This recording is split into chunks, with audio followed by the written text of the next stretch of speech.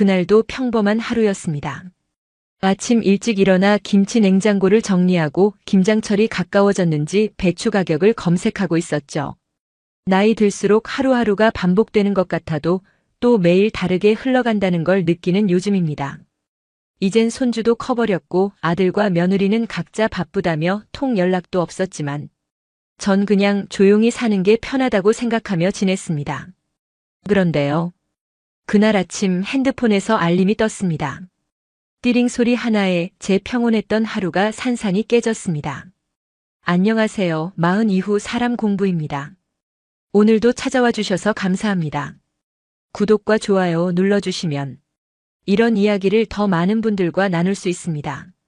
마흔은행 출금 알림 970만 원 인출 요청 승인 대기 중.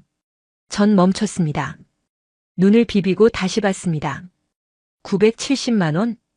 이게 뭔가 잘못된 건가 싶었죠. 전 제 돈을 직접 인출할 때도 이렇게 큰 돈은 꼭 창구를 이용합니다. 그래야 마음이 놓이거든요. 이거 사기 문자 아닐까? 처음엔 그렇게 생각했습니다. 요즘 보이스피싱, 스미싱 많다고들 하잖아요.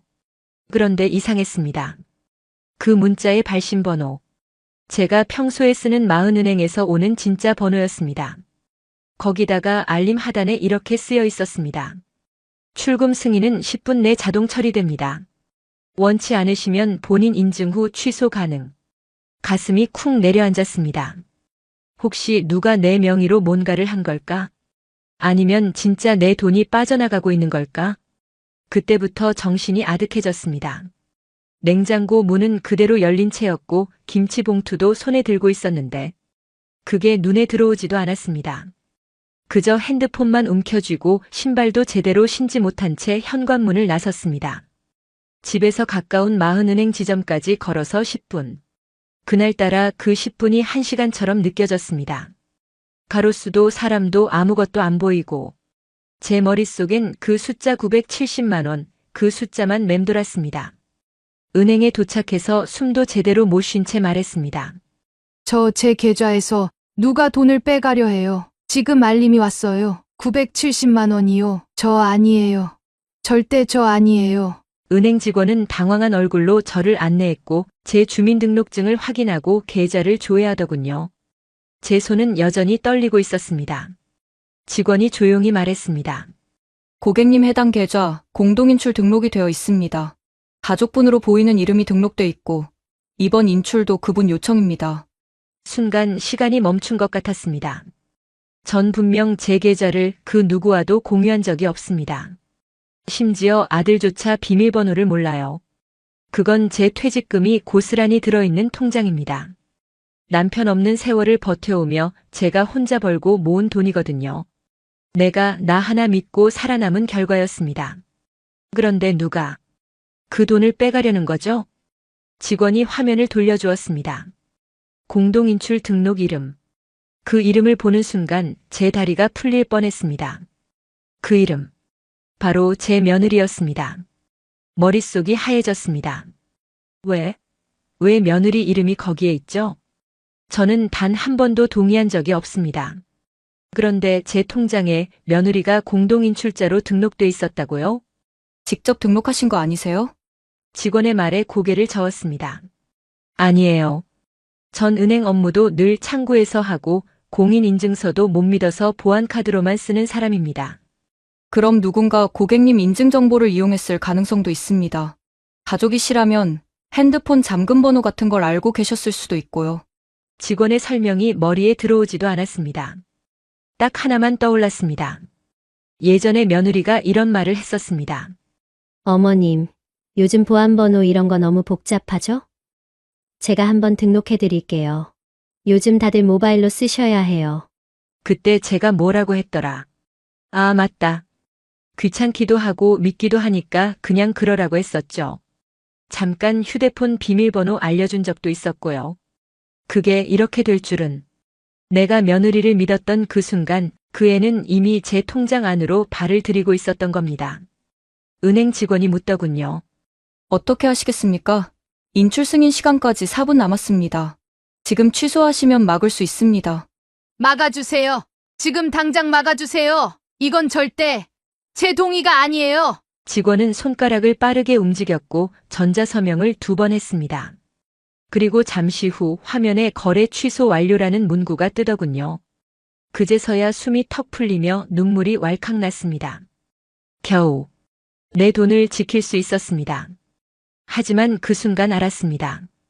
이건 끝이 아니라 시작이라는 걸요. 970만 원. 그 돈을 누가 왜 어떻게 그리고 무엇보다 어떻게 내 며느리가 내 계좌에서 돈을 꺼내가려 한 건지 이제부터 그 진실을 하나씩 꺼내볼 시간입니다. 은행에서 돌아오는 길 다리가 후들거렸습니다. 분명 돈은 막았는데 그게 전부가 아니란 걸 직감했기 때문입니다. 내가 막은 건 단지 970만 원이 아니라 내가 이제껏 믿어왔던 가족이라는 울타리의 허상이었단 생각이 들더군요. 집에 도착하자마자 며느리를 불렀습니다. 점심시간 조금 지난 때였고 평소 같았으면 애들 간식거리 챙기느라 분주했을 그 시간이지만 그날은 그녀도 뭔가 감지했는지 조용히 앉아있더군요. 저는 말없이 마주 앉았습니다. 서류 한 장 없이 말 한마디 없이 그냥 그 얼굴을 봤습니다. 그녀는 눈을 마주치지 않았습니다. 그러더니 고개를 숙이고 작게 입을 열었습니다. 무슨 일이세요? 어머님 갑자기. 전 가만히 말했습니다. 내 계좌에서 970만 원 빼가려 했던 거 너니? 그 순간 그녀의 얼굴빛이 변했습니다. 놀란 얼굴, 당황한 말투. 처음엔 시치미를 뗐습니다. 에? 무슨 말씀이세요? 전 그런 거 몰라요. 그래요. 예상대로였죠. 이런 일은 처음이 아니었을 테니까요. 익숙한 거짓말, 연습된 표정. 하지만 전 단호하게 말했습니다.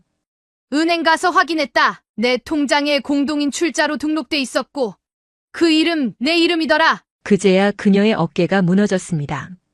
눈동자가 흔들리고 숨이 가빠지고 입술이 파르르 떨리더군요. 그러더니 그제야 울음을 터뜨렸습니다. 죄송해요, 어머님. 죄송해요. 저 정말 어떻게 해야 할지 몰라서 그랬어요. 그 눈물 믿지 않았습니다. 제가 본 건 눈물이 아니라 겁이었습니다. 들킨 사람의 두려움이었죠. 후회도 반성도 아닌 이제 어떡하지란 눈빛. 그리고 저는 조용히 말했습니다. 그래. 이참에 다 말해봐라. 어차피 여기까지 왔으니 감추려 하지 마. 그녀는 마지못해 말문을 열었습니다. 저 신용카드가 연체됐어요. 처음엔 200이었는데 계속 이자가 붙고 또 붙어서 지금은 700쯤 돼요. 700. 속으로 숫자를 세기 시작했습니다. 그게 끝이 아니었습니다. 그리고 사채도 있어요. 급하게 병원비 쓸 일이 있어서 그때 잠깐 빌린 건데 이자 감당이 안 돼서 지금은 그게 제일 무서워요. 제가 물었습니다. 얼마나? 그녀는 한참을 망설이다가 조용히 말했습니다. 한 2천 아니 3천쯤 되는 것 같아요. 3천. 숨이 멎는 줄 알았습니다. 내가 평생 모은 돈이 3천이 넘게 빚 갚는 데 쓰일 뻔했다니. 그런데 더 기가 막힌 건 그녀의 다음 말이었습니다. 저 남편한텐 말 못했어요. 알면 이혼하자고 할까 봐요. 그래서 어머님이라면 이해해 주실 줄 알고. 이해요? 내 돈을 몰래 빼가고 내 이름을 도용해서 공동인출자로 등록하고 그리고 그걸 이해해달라고요? 전 속으로 참 많이 웃었습니다. 어이가 없어서 웃고 분해서 웃고 그동안 내가 얼마나 우습게 보였는지 뼈저리게 깨닫는 웃음이었습니다. 정말 그랬습니다. 제가 그 애한테 그렇게 만만했나 봅니다. 김치 담가주고 손주 학원비 보태주고 명절 때마다 현금 봉투도 챙겨주면서 그래도 우리 며느리는 참 애쓴다. 속은 좀 급하지만 살이 분별은 하는 애라고 믿어왔는데 아니었습니다. 그 믿음은 착각이었습니다. 아니 망상이었죠. 그날 밤 전 오래도록 잠들지 못했습니다. 그녀가 왜 그런 선택을 했는지보다 내가 왜 그걸 몰랐는지가 더 서글펐습니다. 사람은 말이죠. 속이 썩기 시작하면 겉으론 멀쩡해 보여도 냄새가 납니다. 근데 전 그걸 못 맡았던 겁니다. 눈에 넣어도 안 아플 줄 알았던 손주, 그 아이를 키운 엄마가 내 통장을 뒤지고 있었다는 사실을 생각하면 자다가도 이가 갈릴 지경이었습니다. 그리고 다짐했습니다. 내 돈은 내가 지킨다. 그리고 그 애가 지금까지 한 짓들 절대 그냥 넘기지 않겠다고. 며느리와 이야기를 마친 다음 날 저는 곧장 아들놈을 불렀습니다. 이제는 그 애도 이 일에서 자유롭지 않다는 걸 저는 직감으로 알고 있었습니다. 전화를 했더니 피곤하다는 듯 한숨을 쉬며 말하더군요. 어머니, 무슨 일이세요? 요즘 회사도 정신없는데. 그래. 나는 너희 인생에서 언제나 뒷전이었지. 필요할 때만 엄마였고 귀찮을 땐 방해물이었으니까. 그래도 참 나는 아들이라는 이유 하나로 너를 놓지 못했었지. 아들이 집에 들어섰을 때 전 말없이 소파에 앉아 있었습니다. 묻지도 않았고 물 한 잔도 내주지 않았습니다. 그저 가만히 그 얼굴을 봤습니다. 내 아들이 맞나? 내가 10달 품고 밥 굶으며 키운 그 애가 맞나 싶어서요. 그리고 조용히 물었습니다. 너 이거 알고 있었니? 말도 많지 않았습니다. 그냥 그 한마디면 충분했거든요. 그 애는 순간 움찔하더니 고개를 천천히 떨굽니다. 그리고는 그놈의 대답. 엄마, 미안해. 한두 번 도와달라고 하길래 그냥 엄마가 괜찮을 줄 알고. 순간 이런 생각이 들었습니다. 괜찮다고? 내 돈이 자동이체로 빠져나가는데 그게 괜찮았다고? 엄마니까 아무 말 안 할 거라고. 엄마니까 다 이해하고 넘어갈 거라고 생각했냐? 그 순간 제 속에서 무언가가 뚝 끊어졌습니다. 이건 단순한 실수도 오해도 아니었습니다. 이건 배신이었습니다. 며느리는 도둑질을 했고 아들인 넌 그걸 알면서도 묵인했단 말이냐? 내 통장에서 빠져나간 돈을 알고도 입 다물고 있었다는 건 까치 공범이란 소리입니다. 전 말했습니다. 내가 왜 너한테 통장 비밀번호를 알려주지 않았는지 아니? 내가 나를 이렇게 볼까봐 그랬어. 엄마를 ATM처럼 생각할까봐 도와주는 게 아니라 당연한 지급기처럼 여길까봐 그게 무서웠어. 그 애는 아무 말도 못했습니다. 저는 속으로 중얼거렸습니다. 결국 무서워하던 일이 현실이 됐구나. 내가 너희 키울 때 무슨 생각으로 살았는지 아니? 너희가 조금 더 편히 살라고 내가 조금 덜 먹고 덜 입고 덜 놀러 다녔다. 남들이 명품백 들고 다닐 때 나는 이마트 장바구니에 구멍난 거 꿰매며 살았다. 그렇게 아껴 모은 돈이었다. 그 돈이 너한테는 편리한 예비금쯤으로 보였냐? 그리고 난 그날 처음으로 내가 엄마이기 전에 사람이라는 걸 잊지 않기로 다짐했습니다. 내가 왜 이렇게까지 참고 견뎠는가? 왜 늘 죄인처럼 용서를 먼저 빌고 왜 그렇게 가족이란 이름에만 매달렸던 건가? 내 돈은 내 손으로 번 돈이고 내 삶은 내 발로 걸어온 인생인데 그걸 왜 니들 마음대로 출금하니? 너희에겐 엄마 돈일지 몰라도 나한테는 그건 내가 살아온 시간이었다. 그 시간에 이들이 손을 댄 거야. 아들이 뭐라고 말하려 했습니다. 변명일 테죠. 그래도 엄마, 우리가 얼마나 힘든지 알면 그때는 어쩔 수 없었고. 그딴 말은 듣고 싶지 않았습니다. 난 힘들어도 누구 통장에 손 안 댔어. 난 억울해도 누구한테 손 안 벌렸어. 그리고 무엇보다 난 가족이니까 더 지켜야 할 선이 있다고 믿었어. 근데 너희는 그 선을 발로 밟아버린 거다. 그리고 마지막으로 말했습니다. 앞으로 내 통장에서 한 푼이라도 나가면 그 돈이 아니라 우리 관계가 끝나는 줄 알아라. 그 말에 아들이 움찔하더군요. 그리고 전 조용히 자리에서 일어나 방으로 들어갔습니다. 문을 닫는 그 짧은 순간 제 인생에 어떤 한 장이 덜컥 접히는 소리를 들었습니다. 그건 엄마로서의 믿음이 꺾이는 소리였고 가족이라도 넘지 말아야 할 선이 무너진 소리였습니다. 다음 날 저는 통장을 하나 더 만들었습니다. 그 누구도 모르게 오직 저만 알고 있는 나만의 공간이었습니다. 그리고 핸드폰에 메모를 적었습니다. 앞으로는 나를 먼저 지키자. 도와주기 전에 내 잔고부터 확인하자. 눈물에 흔들리지 말고 피보다 깊은 건 상처라는 걸 기억하자. 그날 이후로 저는 매일 통장 잔액을 확인하고 누군가가 내 번호에 손댔나 체크합니다. 그리고 무엇보다 이제는 돈보다 중요한 건 나 자신이라는 걸 가슴 깊이 새기며 살아가고 있습니다. 아들, 며느리, 그리고 그 손주까지 그날 이후로 달라졌습니다. 그들 얼굴을 볼 때마다 이런 생각이 듭니다. 사랑했기에 참았고, 믿었기에 당했고, 내려놨기에 짓밟혔다. 하지만 이제 난 다시 나를 줍고 있다. 그날 이후 전 하루도 쉬지 않고 움직였습니다. 처음엔 손이 떨려서 마우스를 제대로 클릭하지도 못했지만 마음만큼은 확고했습니다. 이제부터 내 인생에 침입한 자들에 대한 전쟁을 시작하기로 했습니다. 은행에 다시 찾아갔습니다. 마흔은행 창구 앞에서 전 단호한 눈빛으로 말했습니다. 제 계좌 전부 재등록하고 싶습니다. 자동이체 해제 전부요. 공동인 출권한, 출금 제한, 모바일 접속 전부 싹 바꿔주세요. 직원은 당황했습니다. 혹시 불편하신 점 있으셨나요? 불편하다고요? 그건 고작 은행 시스템 문제일 때 쓰는 말 아닙니까? 이건 내 존엄이 침해된 일이었습니다.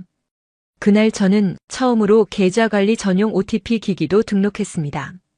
내가 못 믿을 건 며느리가 아니라 내가 괜찮겠지 하고 넘긴 그 순간들이란 걸 알게 되었으니까요. 자동이체 목록엔 상상도 못한 것들이 걸려 있었습니다. 40학원 등록비, 40유치원 특별활동비, 40보험 자동납입. 전 단 한 번도 허락한 적 없는 것들입니다. 그 순간 알았습니다. 얘들은 매달 내 돈을 빼가며 살았던 거구나. 그 돈 누적하면 수백만 원입니다. 한 달에 몇십만 원씩이 뭐 별거냐며 웃을 수도 있겠지만 그건요, 내 시간, 내 노동, 내 숨의 기록이었습니다. 집에 돌아오자마자 며느리에게 문자 하나 보냈습니다. 오늘부로 내 계좌는 니들 출입 금지다. 자동이체도 삭제했고 남은 것도 전부 정리했다. 혹시라도 다시 손대면 경찰부터 간다. 참고로 그동안 니 애 위에 쓴 돈 정리 중이니 계산서 받을 준비나 해라. 잠시 후 그녀에게서 전화가 왔습니다. 받지 않았습니다. 계속 울리다 끊기고 또 울리고 끊기고 답장도 없었습니다. 하지만 그 침묵 속에 모든 게 담겨 있었습니다.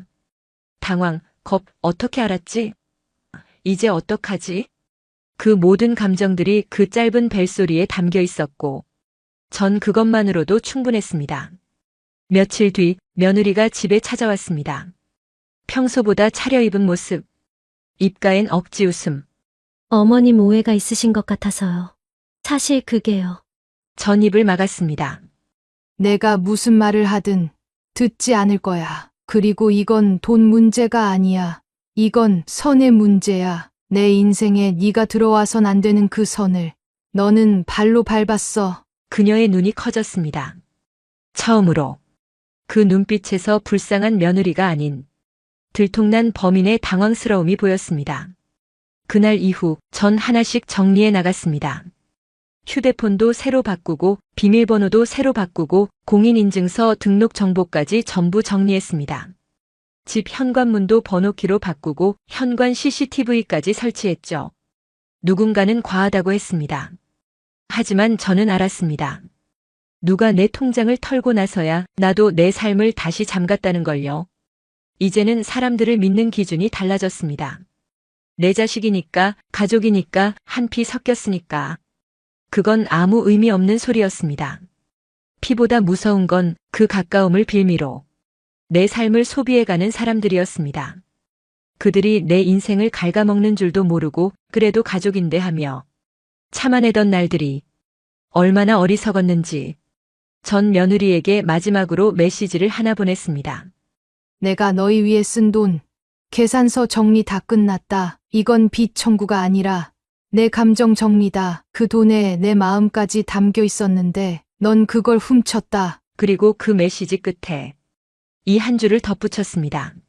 다시는 내 계좌 근처에도 얼씬하지 마라. 그땐 돈이 아니라 너희 이름을 법에 등록할 거니까. 사람들이 묻습니다.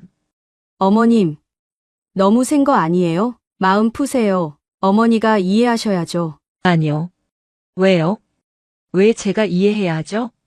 왜 제 돈을 지킨 게 죄가 되고 그 돈을 훔친 애들이 불쌍한 사람이 되나요? 아니에요. 이건 죄책감이 아니라 책임감의 문제입니다. 그리고 이제 그 책임을 묻기 시작했을 뿐입니다. 지금부터 제 인생은 제가 지킵니다. 제 통장은 더 이상 누구든 열 수 있는 서랍이 아니고 제 마음도 언제든 빌려주는 무이자 대출서가 아닙니다. 며느리와의 관계가 소원해진 건 계좌 문제 이후부터였습니다. 하지만 겉으론 여전히 예의를 차리더군요. 명절마다 인사 문자 보내고 내 핑계로 사진도 보내고 어머님 요즘 잘 지내시죠? 겉으론 그랬습니다. 하지만 사람은 말이죠. 겉보다 없는 줄 알았던 곳에서 진심을 말합니다. 그날은 동네 반찬 가게에 들렀다가 우연히 들은 소리였습니다. 제가 평소에 자주 가던 작은 반찬 가게가 있습니다. 이웃들이 종종 수다도 떨고 기다리며 서로 안부도 나누는 그런 곳이죠. 그날은 마침 가게 안이 붐벼서 가게 밖 의자에 앉아 순서를 기다리고 있었습니다. 그런데 가게 옆 골목길에서 익숙한 목소리가 들렸습니다.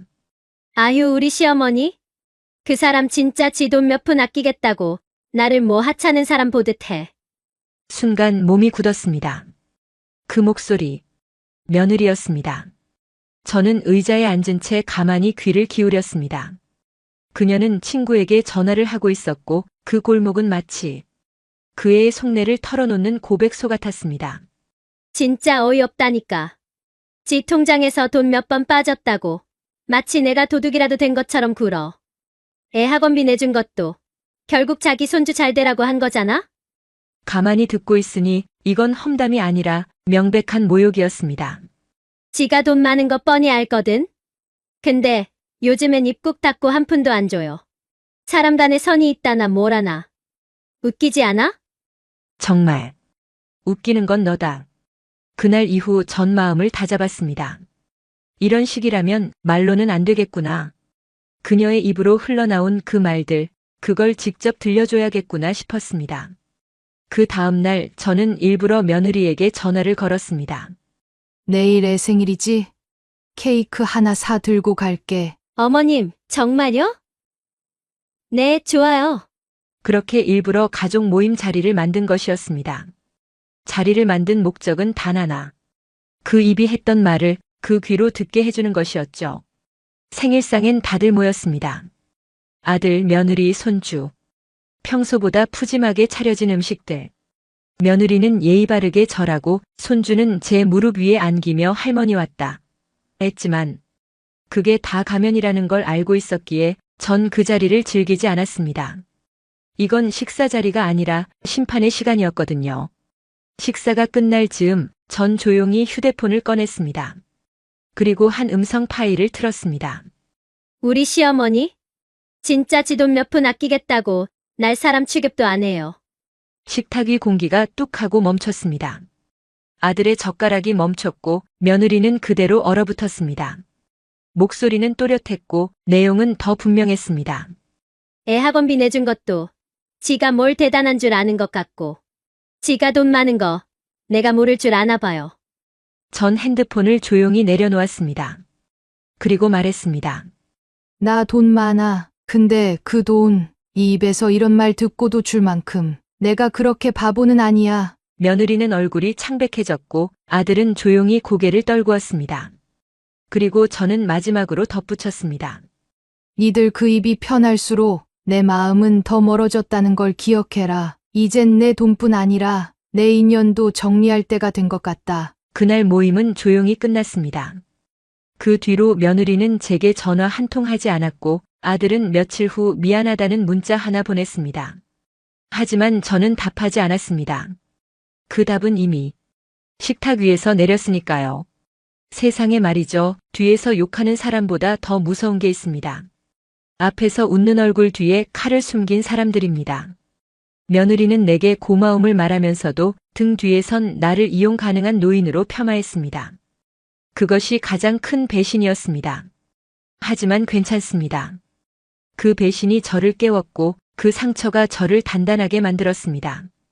이제 저는 누가 뭐라 해도 할머니답게, 엄마답게가 아닌 나답게 살기로 했습니다.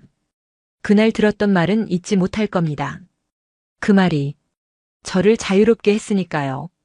그리고 이제 그녀의 말 한마디가 그녀 자신을 가뒀다는 걸 그 애도 곧 알게 되겠지요. 그날 이후로 전화 한 통 없었습니다. 손주 생일도 명절도 어버이날도 그 흔한 문자 하나 오지 않았습니다. 그 아이가 그토록 잘 다니던 단체 채팅방조차 조용했습니다. 처음엔 솔직히 서운했습니다.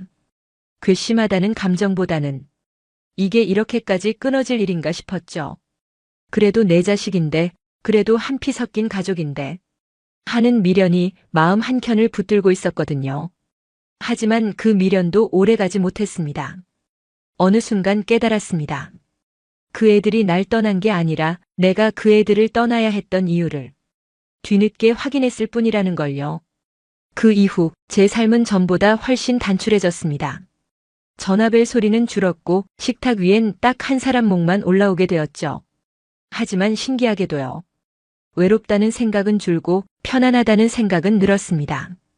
아무에게도 휘둘리지 않고 누구 눈치도 보지 않고 내가 원하는 시간에 밥을 먹고 내가 보고 싶은 책을 읽고 내가 걷고 싶은 길을 걷는 그런 하루가 이토록 소중한 줄 그제서야 알았습니다. 어느 날은 좋은 식당에 혼자 들어가 소고기 무국을 시켜 먹었습니다. 전엔 그 돈이면 손주 옷 사줘야지, 며느리 내일 값이라도 챙겨야지 하며 내 식사는 김치찌개로 때우곤 했는데 이젠 아닙니다. 소고기든 장어든 제가 먹고 싶으면 먹습니다. 처음엔 조금은 어색했지만 이젠 익숙해졌습니다. 그게요, 나를 귀하게 대하는 방법이더라고요. 문화센터에도 다니기 시작했습니다. 처음엔 수채화 수업으로 시작했다가 요가, 생활 영어까지 넓혔죠. 그 중에 가장 좋았던 건요. 노인복지관 자원봉사였습니다. 누군가의 손을 잡아주고 함께 말벗 되어주는 그 시간이 내 마음까지도 따뜻하게 데워주더군요. 누가 알았겠어요.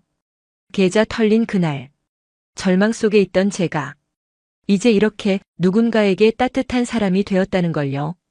그리고요, 요즘 제일 재미있는 건 나에게 돈 쓰는 법을 배우는 겁니다. 쇼핑몰 앱에 들어가 무조건 장바구니만 채우고 나오는 버릇을 고쳤습니다. 이젠 결제도 합니다. 배송도 받고 기다리는 설렘도 느낍니다. 지금은 제 손에 핑크빛 운동화가 있습니다.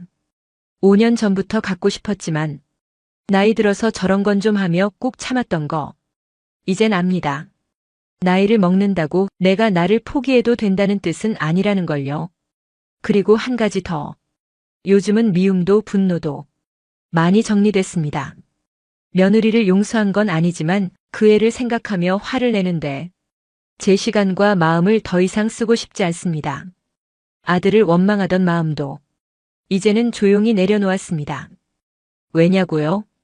그 아이들은 저를 잃었고 전 그 아이들 덕분에 저를 다시 찾았으니까요.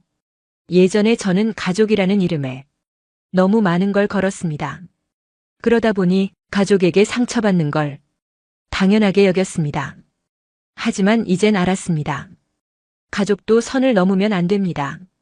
가족이기 때문에 더 지켜야 할 경계가 있는 거고 그걸 무너뜨리는 순간 사랑도 의리도 다 무너지는 겁니다. 그래서 지금 저는 이렇게 말할 수 있습니다. 며느리는 돈을 훔치려 했고 아들은 침묵으로 그걸 돕고 있었습니다.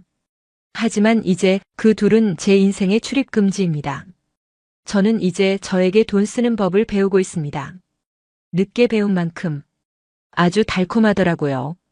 혹시 지금 이 이야기를 듣는 당신도 누군가에게 마음과 돈, 시간과 정성을 너무 쉽게 허락하고 있지는 않나요?